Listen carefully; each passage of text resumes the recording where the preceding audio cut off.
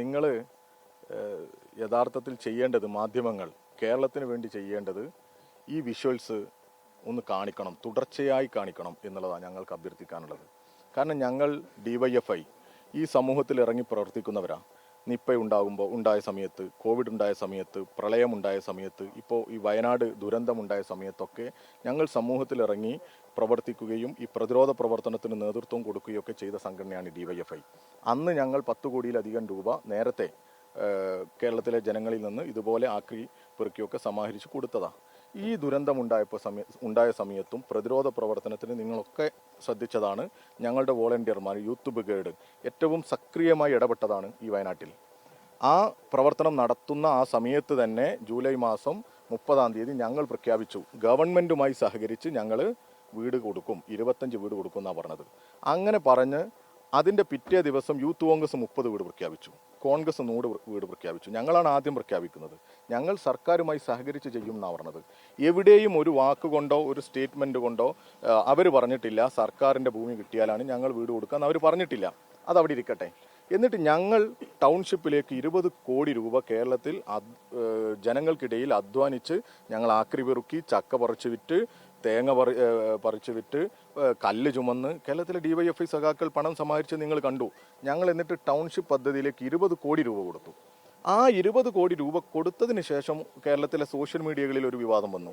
അതിന് പുറമെ meet the കാൻഡിഡേറ്റിൽ youth കോൺഗ്രസിൻ്റെ സ്ഥാനാർത്ഥി അവരുടെ ഇപ്പോൾ സംസ്ഥാന പ്രസിഡന്റ് ആകും എന്ന് പ്രതീക്ഷിച്ച് നിരാശനായി പിന്നെ ഇങ്ങനെ മാറി നിന്നൊരു കക്ഷിയുണ്ടല്ലോ. ആ കക്ഷി പറഞ്ഞു, എന്താണ് DYFIയുടെ പൈസ കൊടുത്തത് എവിടെ, അവരുടെ പലിശ എവിടെയെന്ന് നാണമില്ലാതെ ചോദിക്കുക. ഞങ്ങളപ്പോൾ വീണ്ടും പത്രസമ്മേളനം നടത്തി, നിങ്ങളെയൊക്കെ വിളിച്ചു വരുത്തി, ഞങ്ങളുടെ ബാങ്ക് സ്റ്റേറ്റ്മെൻറ്റ് കാണിച്ചു തന്നു. ഞങ്ങളുടെ പലിശ എവിടെ, ഞങ്ങളുടെ പണം എവിടെ, ഞങ്ങൾ എന്തൊക്കെയാണ് ചെയ്യുന്നത് എന്നൊക്കെ കാണിച്ചു തന്നു. എന്നിട്ട് ഞങ്ങൾ സ്വാഭാവികമായിട്ടും ചോദിക്കണമല്ലോ, നിങ്ങൾ പിരിച്ച പണം എവിടെ, എത്ര രൂപയാണ് പിരിച്ചത്, നിങ്ങൾ വാങ്ങിയ ഭൂമി എവിടെ, ആ ഭൂമിയിൽ പണി നടന്നോ എന്ന് ഞങ്ങൾ ചോദിച്ചു. നിങ്ങൾ മാധ്യമപ്രവർത്തകർ അത് ആവർത്തിച്ച് ചോദിച്ചു.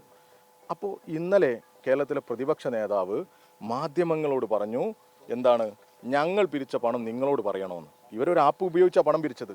എത്ര രൂപയാണ് പിരിച്ചത് ഈ നിമിഷം വരെ പറഞ്ഞിട്ടില്ല കോൺഗ്രസ്. അവരുടെ ആപ്പ് എവിടെ പറയുന്നില്ല കോൺഗ്രസ്.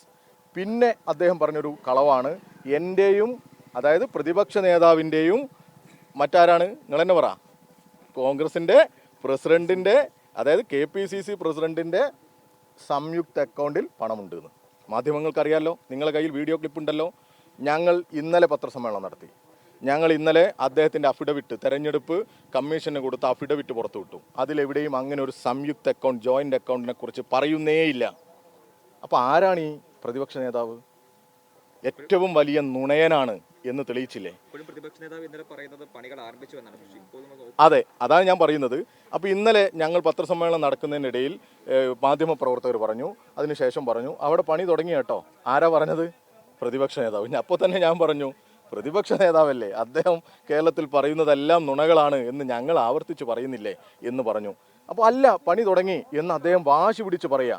അപ്പോൾ പിന്നെ മറ്റു മാർഗമില്ല. ഞാൻ കോഴിക്കോട് നിന്ന് മറ്റു പരിപാടികളൊക്കെ മാറ്റിവെച്ചു. ഇവിടെ വയനാട്ടിലെ DYFIയുടെ ഇലക്ഷൻ പ്രവർത്തനമൊക്കെ മാറ്റിവെച്ചു. കാരണം ഇത് വലിയ പ്രശ്നമാണല്ലോ. ഇദ്ദേഹം ഇങ്ങനെ നുണ പറഞ്ഞാൽ എന്താ ചെയ്യുക? ഞങ്ങൾ രാവിലെ ഇങ്ങോട്ട് പുറപ്പെട്ടു, നിങ്ങളും വന്നു. നോക്കൂ, നിങ്ങൾ ഈ പുറകിൽ കാണുന്നതല്ലേ സ്ഥലം. ഞങ്ങൾ അതിനകത്തേക്ക് കയറുന്നില്ല. കാരണം ഇനി അവരുടെ സ്ഥലത്ത് അതിക്രമിച്ച് കയറി എന്നായിരിക്കും പറയുക. ഞങ്ങൾ അതിനകത്ത് കയറുന്നില്ല.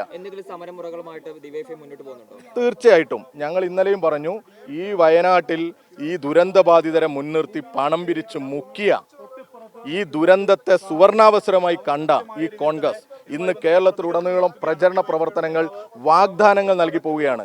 ആ കോൺഗ്രസിനെ തുറന്നു കാണിക്കാൻ ഇവിടെ കുടിൽ കെട്ടി സമരം നടത്താൻ പോവാണ് DYFI. കുടിൽ കെട്ടി കേരളത്തിലുടനീളം ഞങ്ങൾ കുടിൽ കെട്ടി സമരം നടത്തും. ഇവിടെയും ഈ വയനാട്ടിലും ഞങ്ങൾ കുടിൽ കെട്ടി പ്രതീകാത്മകമായി ഒരു സമരം നടത്താൻ പോവാണ്.